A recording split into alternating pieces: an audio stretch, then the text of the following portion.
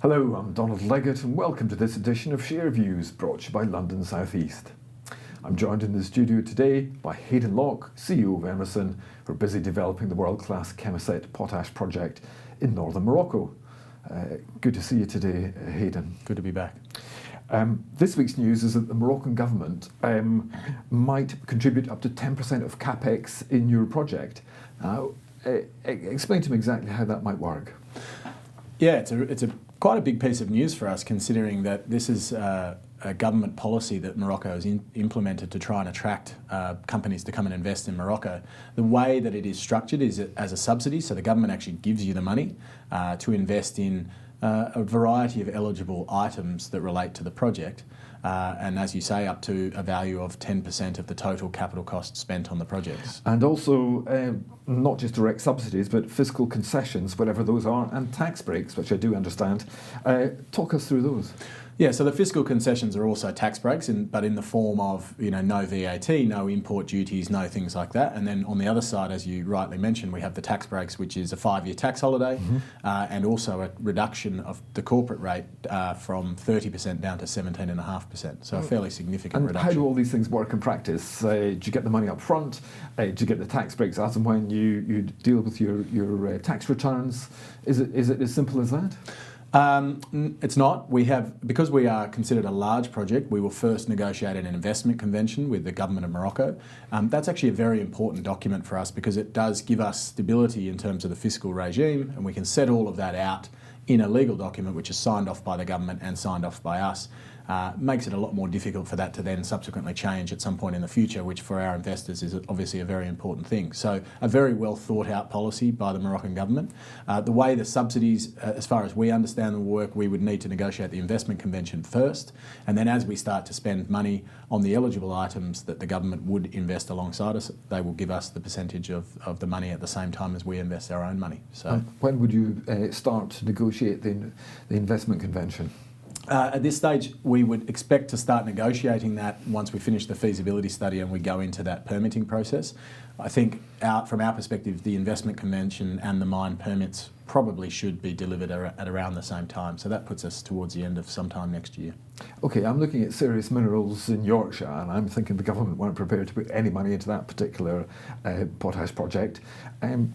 Do you see this up to 10% that the Moroccan government are prepared to subsidise you as being a particularly generous incentive?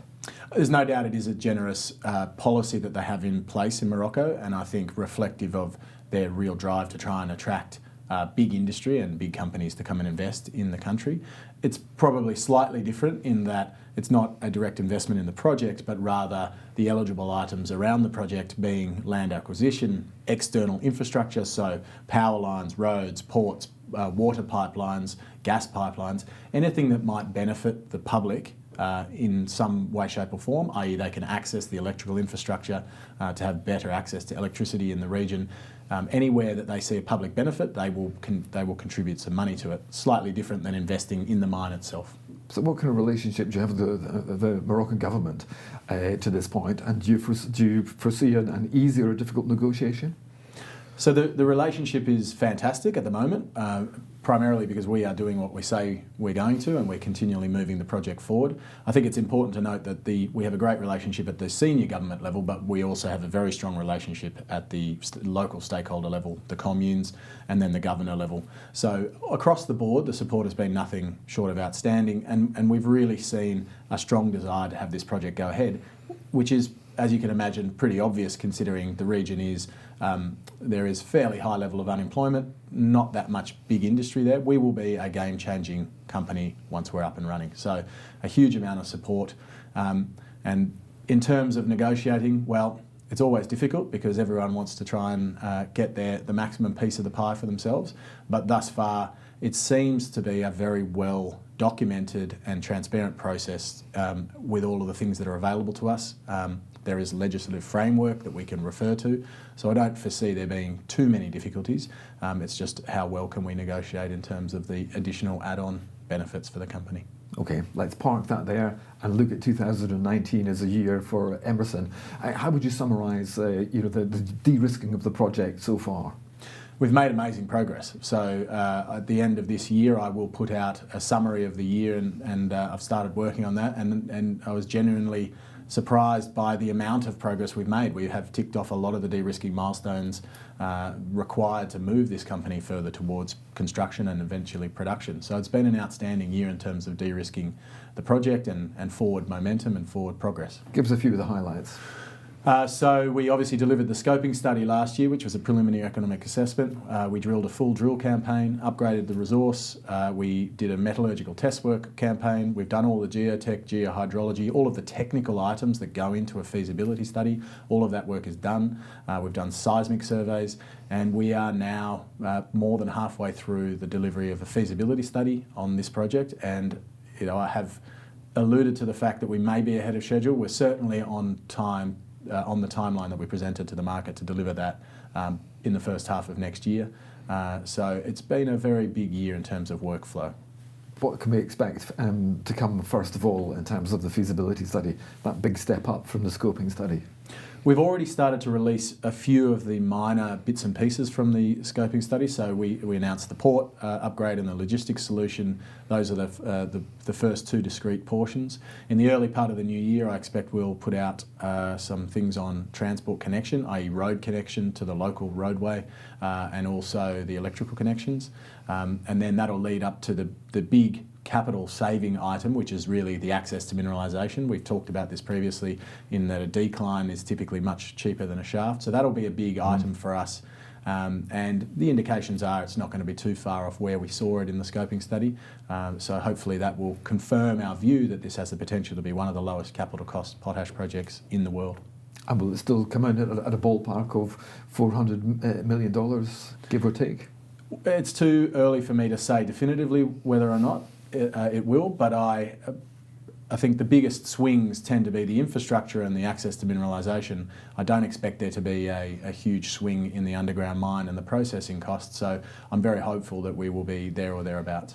Okay. At what point do you raise the debt equity finance for the project? Is it towards the end of 2020 or is it into 2021?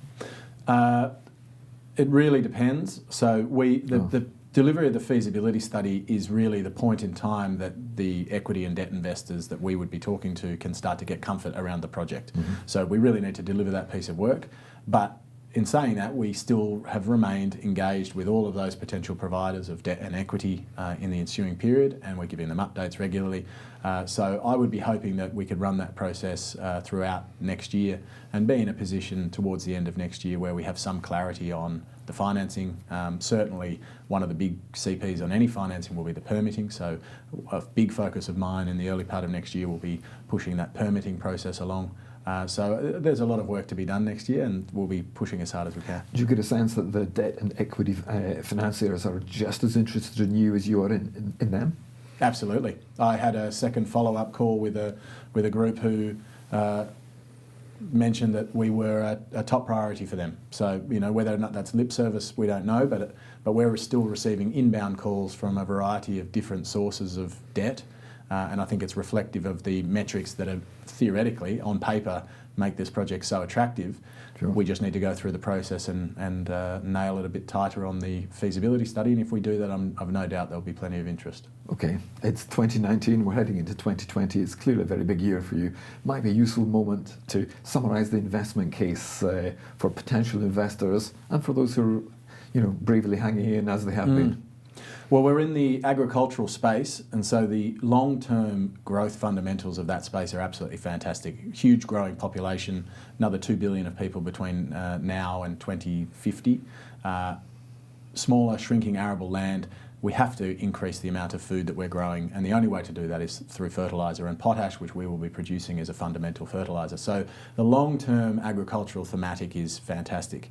If you look at potash more specifically, the barriers to entry in that industry are enormously high. There are very few new entrants in the project into this segment, and that's primarily due to very high capital cost. And in the project we have industry-leading low capital cost to production. So it is a huge point which virtually none of our competitors possess, is this ability to be a low capital cost development. And then the last point is, because of our location and our proximity to our end markets, we have the potential to be one of the highest margin, not just potash projects, but mining projects in the world. And over a 20+ year mine life, this is the potential to make a huge amount of cash flow for our investors, and that's what we're excited about. Okay, final question, looking ahead to 2020, what kind of news flow can we expect in the first 6 months or so?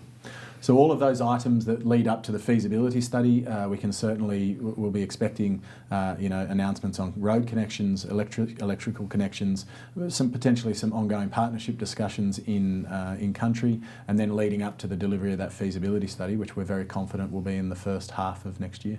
Fantastic. Hayden Locke, CEO of Emmerson, thank you so much for joining us today. Always fantastic to talk to you. If you'd like to see interesting interviews like this one, then please do subscribe to the London South East YouTube channel. Thank you for watching.